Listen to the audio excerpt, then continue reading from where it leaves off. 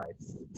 Oh, Well, okay. hello, everyone. This is Larry Boris from National Association of Worksite Health Centers. Thank you for joining us for our final session of the day, focusing on creating a successful diabetes program. I'm pleased to have with you two of the foremost leaders in our organization, as well as in the country, as relating to healthcare centers for employers. We're going to have David Hines, who's Director of Benefits for the Metro National School District. While at the district, he's created a network of primary care clinics to serve the employees, retirees, and their dependents. They're staffed by nurse practitioners and are truly medical homes with oversight by physicians. Joining David today is Martha Shepard, who's the medical director of Vanderbilt Health, who provides support and manages for the Metro National School District. And she is also an assistant professor at the clinical medicine and pediatrics at Vanderbilt. So David, I'll turn it over to you. Thank you, Larry. I appreciate it. I appreciate you folks hanging on to the very last session, the very last day with us, and I'll try not to bore you too badly as we go forward. But I want to take a few minutes and talk about what we've been able to achieve. And we've been in the on-site medical space for quite a few years now. We started about 10 years ago, and one of the things we started with once we got into working with that was diabetes. But first, a little bit about us. I head up the benefits for Metro National Public Schools. We are a large urban school district. We look forward to COVID going away, so y'all can come back to town and enjoy a little boot scoot and boogie with us once again. But within Nashville and our folks, I manage the teacher's health plan. It's kind of a unique situation. There is a dividing line in Metro government benefits, and everything in government doesn't always make the best sense, but it says that Metro government controls the benefits for everybody except for those who receive a teacher's pension. And so support staff like myself who aren't teachers are actually covered by Metro government's plan. But I focus in and manage the teacher's health plan, which is about 6,000 active employees and about 3,000 or so retirees, 2,000 of which are over 65 and on Medicare. So it's but that's what we have. We've got this strange little environment, and we have my pool of folks, and I'm really excited to work with. And we've got this whole concept that, you know, we truly believe that healthy employees are better employees and overall. Part of that is one of the things I learned a long time ago is in the government sector that if you get in the very beginning, you're all reporting to governing boards of some sort or the other. I have my board of trust. It's half union, half management, with the retiree rep and my COO on it basically. So I have board members, union members, and everything. So I always want to make sure we're aligned and go in the right direction together. So when I first showed up, I went to the trust and I said, this is the way I interpret things. And if you come in strong, people do rely on you basically to give them advice and consent and direction on where to go. So we adopted this mission 13, 14 years ago now that talked about one of its cores is that we wanted to look beyond the cost of healthcare alone to the impact of poor health on the total health and productivity paradigm, because we know that healthy employees are more productive employees. To that end, we have simple tiers within it. I run one low-cost health plan. I don't give folks any option except for take it or leave it type situation. We have a very robust integrated data warehouse. We totally believe in value-based benefits, and we give a lot of specifically drugs away in our benefit plan. A true focus on population health. In fact, Dr. Shepard's with me today in case any of you ask any really hard questions. I have her with me. Because she's in charge of population health. She doesn't see patients per se. Outside of her major patient is the population itself. And then we have our on-site health centers, which I stated we started over 10 years ago. In 2009, we started our on-site health services. And we started it because we know what you folks know. What we're doing, it doesn't work. There's been a lot of discussion, even the last session, talking about the flaws in our system. When you pay providers for providing service, not improving outcomes, when you're into that paying for that widget, that individual item, you lose focus on the overall impact of the health of the individual. So We really felt like the system was flawed. We really felt like we need to put primary care back into the center of things once again, that they're the best suited to engage that population and to make sure we get the improvements in health. We felt like we had to be totally holistic. As I've got a good friend who was actually on a webinar with me earlier today, likes to say you can't have good health without good mental health. And then finally, removing obstacles to care, whether it's physical or financial. We felt like if we can basically get the patient in right away, take care of the issues, we can basically get them well quicker and decrease the problems that could come later on. To that end, we took classroom portables. We remodeled them. We placed them all across Nashville. 15 minutes from any work site with no more than a 15-minute wait. And then we marketed and we pushed and we worked on things. And this is where we've gotten to today. Today we have over 500 primary care visits a week. And that is a pre-COVID number. We're not back up to that post-COVID. We've got strong attachments. We run our centers as medical homes. We've got 46% of our active employees consider our clinics as their medical home. 39% are still attached to primary care in the community, while 15% are considered medically homeless and not attached to anybody. And that's typically your young and bulletproof folks that you have there. The whole medical homeless is a significant piece. You want your people attached to care. You want them attached to care before they get into an urgent situation. We found that if we can go ahead and attach our new teachers to our clinic from the onset, that we increase our savings factor downstream by 1.5 times. And so that early attachment really means a lot.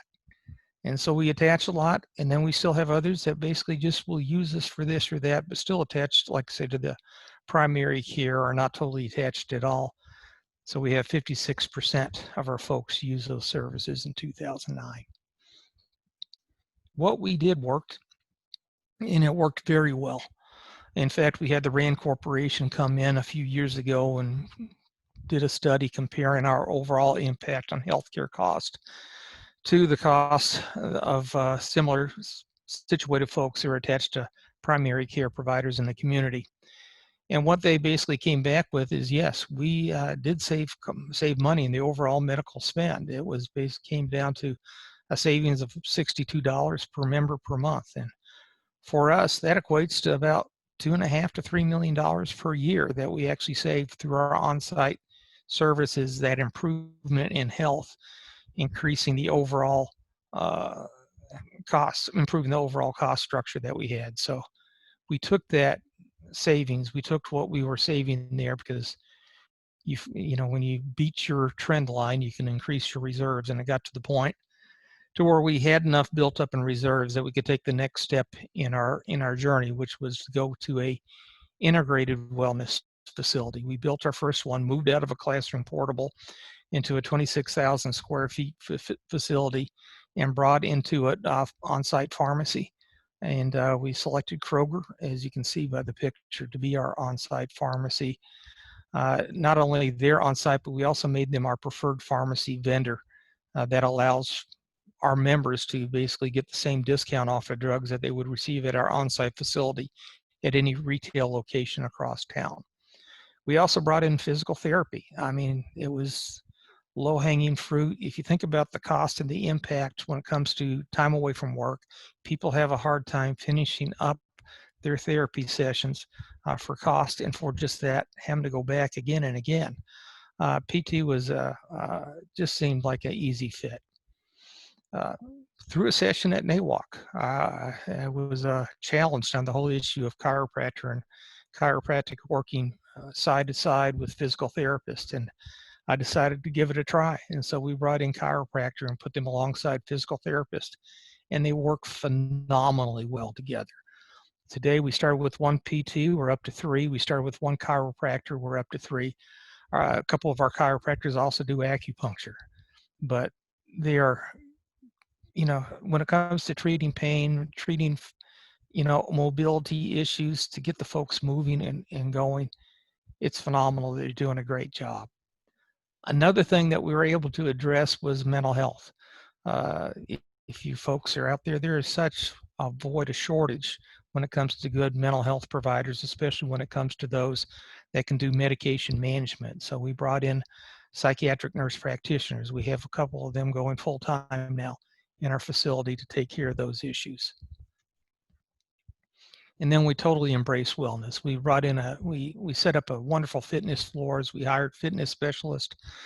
Our facilities open to where the employees and their spouse can basically access the facility and receive at no charge from 5:30 in the morning to 8 at night. And this almost looks like a pre-COVID shot. I think must have been off hours here, but that's about what it looks like today. But soon we'll all be back and working out together. So we brought in fitness and wellness. We went medical first in our approach to thing, then wellness. Health coaching, we already had some health coaching, but then we expanded that. We have a couple health coaches on site that do a lot of work telephonically now themselves, but then we have the broader net where we've engaged our TPA, which is Cigna, for telephonic health coaching as well. So this is what I have today, and I'm extremely proud of it. We use a family nurse practitioner model for the delivery of care. We have our health coaches, we have our PT, our chiropractors, our psych MPs, our psychologist, pharmacist, wellness coordinator, fitness specialist, and then we have Martha, who's herding the cats and trying to help us all go in the same direction, which we totally appreciate. Well, on-site never resides by itself, and fortunately, I was never a fan of consumer-driven healthcare, so I haven't had the challenges a lot of you folks have had in trying to figure out how to mesh the on-site clinic model with a high deductible health plan. But we've had a very simple health plan. It's a $300 deductible, $2,500 out-of-pocket max. We provide free care at our facilities. We have target medications that we also give it free. And then we give a reduction at our preferred pharmacy, which is Kroger. We incentivize our folks to take a health risk assessment every year. Our employees are. If they do not comply, there's an $800 surcharge. Now, we did set up the surcharge on a post-tax basis, which I think is significant from the fact that I always tell folks it's more important to have, we want obedience more than we want sacrifice in this situation. We want the folks to complete the HRA. And even though I have teachers as my population, so I know they can all read. We send them emails, we send them snail mails, and there are some that will not take action until you actually hit their pocketbook. And when they see that their paycheck dropped and they look to find out why and find out they've been dinged for their monthly or biweekly portion of a surcharge, we get the reaction. Well, once they react, they tell us how we did such a poor job in communication. And so we say, we apologize for being so poor in what we've done. And tell them they, just go out and take the HRA. And if you do that, we will remove the surcharge. And so once they have completed the action and we show that they have taken the HRA, we will remove the surcharge for the rest of the year. However, regardless, there's always about 5% of the population that are either belligerent or basically oblivious to the situation that will go ahead and be dinged for that surcharge. And so we actually took that and use that to reward healthy behavior. We use the Cigna Motivate Me platform. We give everybody $100 per year if they take positive steps or tasks to improve their health. And it's been a very popular program. So we thank the non-compliant to help those who will be compliant. So undergirding everything that we have is the data warehouse. And we're very proud of our data warehouse, and it is a mature platform. We've worked with it for a long time. It has medical, pharmacy, vision, dental, health risk assessments. It has feeds that are quantifiable out of the electronic medical records from our on-site clinics. We have EAP Encounter, but we also give them our payroll feed. So every 2 weeks, we're updating time and attendance. We take performance evaluations. Via our payroll feed, we're also having work location. We know salary and position. We know their management structure that they're in. We tie everything back to work locations. And we also know their race and ethnicity. And I tell folks, and I've always preached this from the beginning, that says, for me, this helps me understand where we are and where we should go for our clinicians. And Martha and the others, it helps them identify gaps in care. It has to be actionable. We have to be able to do something with it. And so from the onset, that is one of the things that we have totally pushed. So what have we learned using that system? Well, in general, this isn't from our warehouse, but from the CDC. Since we are supposed to be talking about diabetes, we might as well swing over and get talking about it. Is some interesting facts from them. These are their estimates for 2018. 10.5% of our U.S. population had diabetes. 13% of the adults had diabetes. 2.8% of those who met the criteria for diabetes weren't even aware that they had diabetes. And so ignorance is not necessarily bliss in that situation. And then the percentage of adults with diabetes increased with age, reaching 26.8% of those aged 65 years old or so. You know, the prevalence increases. It's something that needs to be dealt with, and dealt with as early on as we can, because it's going to do nothing but get worse unless we intervene. So what does that mean to us? Well, in our population, this is just some general on our demographics. My active employees, there's 79% of them are female. They have 9.6 years of service at MNPS. What I do know is if I can get a teacher into year 4, I will probably keep them for the rest of their life, and then rest of their active life and then beyond. Because if you are with us for at least 10 years, as you can see, my average is 9.6 years, and end up retiring with us, you'll end up being on our health plan till you die, basically is what it comes down to, because we'll take you from under 65 to the Medicare age on a self-funded basis. So looking at things in the long term means a lot for this. Our folks carry their health coverage through retirement. And for our population, we know we have 12% is diagnosed diabetic. And that is basically shown in those claims records, et cetera, that we talked about. Why are we even higher than the national norm on that? Well, part of this is obesity. Is a major issue. It's kind of interesting. Looking at the health risk assessment and other data we had, took a look at our population. I know if I look at our active employees, 37% are obese. I understand that, unfortunately, that's actually better than some of the national norms right now that are hitting around 40 to 42 is what I've been hearing here and there. But then I looked at the subsets of the folks that went to visit our clinics from 1 to 3 visits, or 4 to 6, or 7 to 9, 10 plus.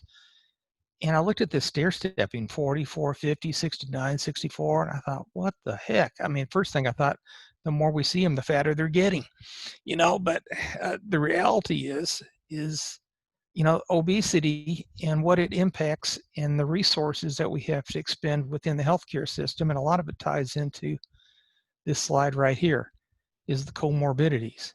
If you look at the population, our population in our system that are not obese, and these are I have 15% with diabetes, and these are people in our patient population. For those that are obese, 31%. So for those identified as obese, it about doubled that mark.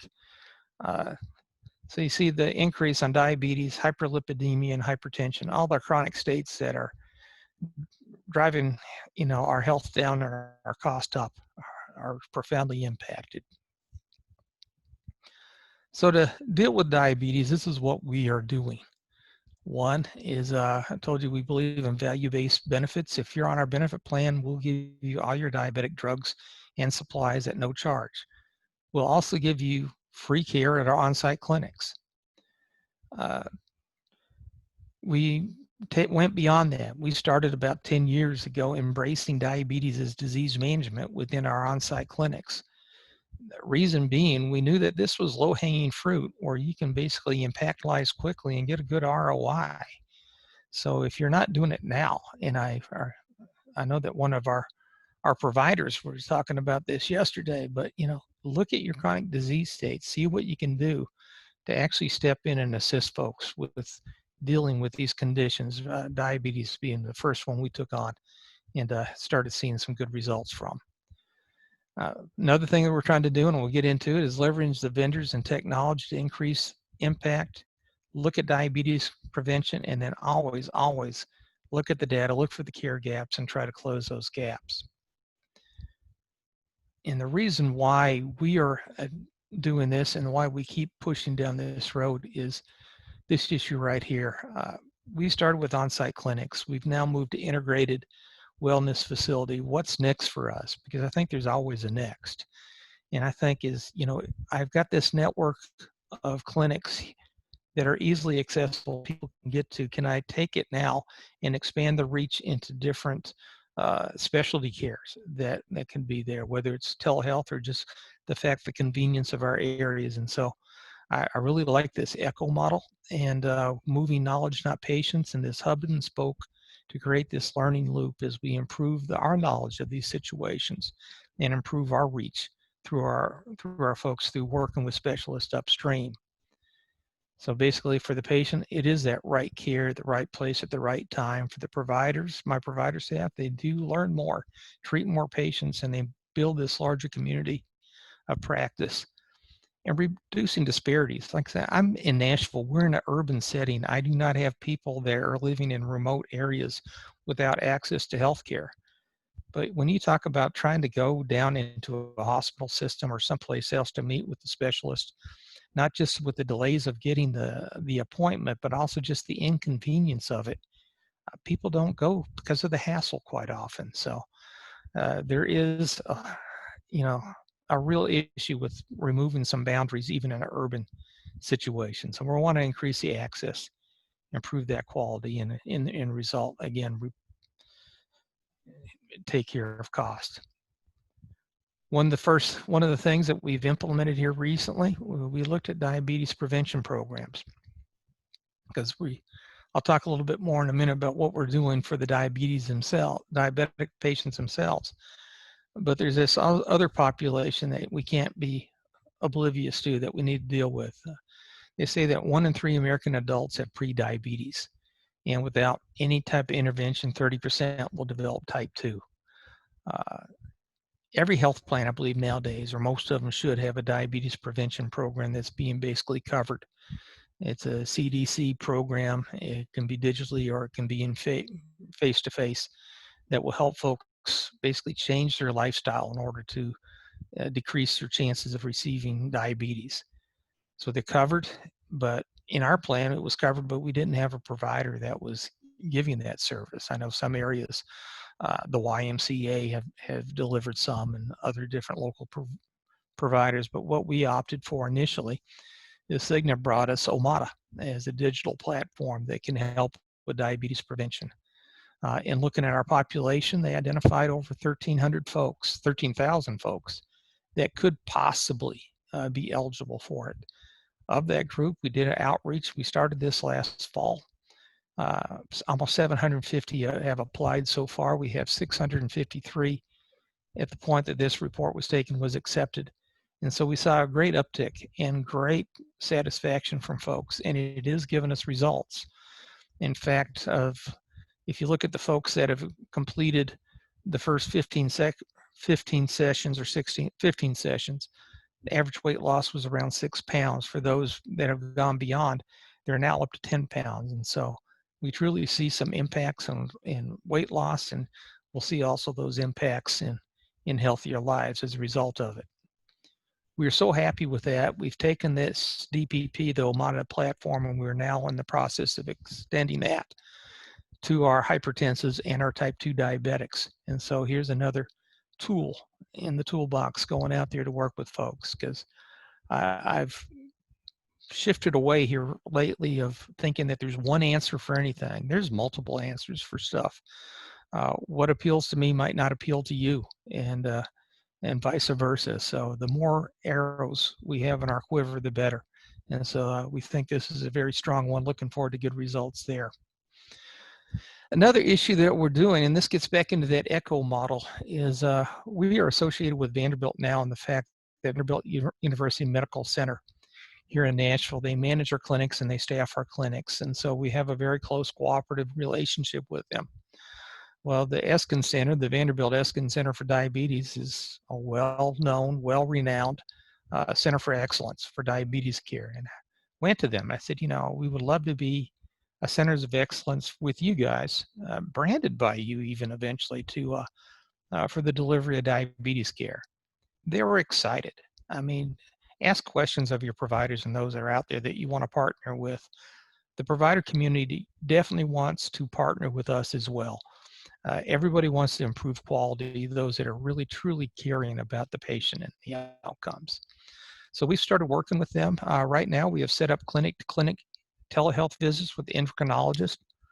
Basically, what happens the day before the visit, one of our nurses will go ahead and reach out to start the history, the check-in process. They will go to one of our clinic sites that's convenient for them. We'll do the intake, and then basically within our office setting, they're going to do a telehealth visit with the endocrinologist. Then any orders or labs requested are performed. And so now what we have is the patient is connected better with that specialty care. They're also connected with our medical home. That information is shared more readily between our primary care provider and the specialist, and we have improved coordination. We also have them supports between the visits, such as diabetes education, care coordination, pharmacy consultant, and medication review. So it's an ongoing, aggressive process. Soon, once we get out past COVID, we'll actually have shared appointments, or basically group therapy for diabetics, I guess is what it could be looked at that point, is you can get several in a room and share their struggles and work through issues and get their questions answered. Another thing that we jumped into, and this is also where you're tying into your specialist upstream, is diabetic retinopathy. It's a struggle. My rates are low, and your rates are probably more than likely low as well. But the whole issue of having these diabetic retinopathy exams is that, you know, 85% of our diabetics won't have any problems, won't need anything from the ophthalmologist, but we're looking for that other 15% that will have issues. And so what we have is this device. We actually do a scan and send to where we're taking pictures of their eyes in the clinic and then sending it on to Vanderbilt Eye for the read by the ophthalmologist. And so we're able to improve our retinopathy screening rates. At the same time, it's a low-cost option. It's closing the gaps, and we're saving eyesight. We've already had some wins with this methodology. Getting close to the end. Those are some of the things that we're doing, but another thing I mentioned that we are a patient-centered medical home. Since one of the things I've asked Vanderbilt to do on our behalf is always submit claims for reimbursement. So we actually have their claims flowing through our Cigna TPA, and I shore up and I pay the difference in cost every month. We did that for a couple things. I mentioned earlier that, you know, I'm not on the health plan that my teacher's on, but I wanted to use my clinics. And so if my clinics were in network with Cigna and with Blue Cross, I could actually utilize them, and I worked out a deal with Metro government where I could waive the co-payments, so our support staff, other Metro employees can actually get the same deal as teachers do when using our clinics, basically having a no-charge situation. So we do that for our support staff, for other folks, and also be able to take care and bill Medicare for our Medicare population. So we're in the Cigna, their patient-centered medical home metrics, which is part of their accountable care organization, which is part, and we're a subset underneath the larger Vanderbilt health affiliated network. This eye chart that you can't read, I just sent that up there just so I could brag about things that you cannot understand.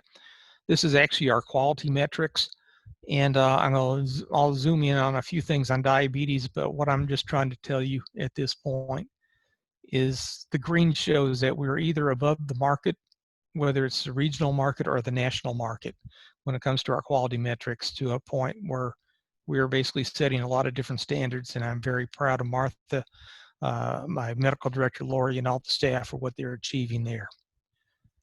Inside that subset on diabetes, where are we? I told you we were struggling with diabetic retinopathy screening. We're at 35.4 versus this benchmark of 41, which is a terribly low benchmark to begin with, but we'll kick that and improve that greatly now that we started our different screening issues here.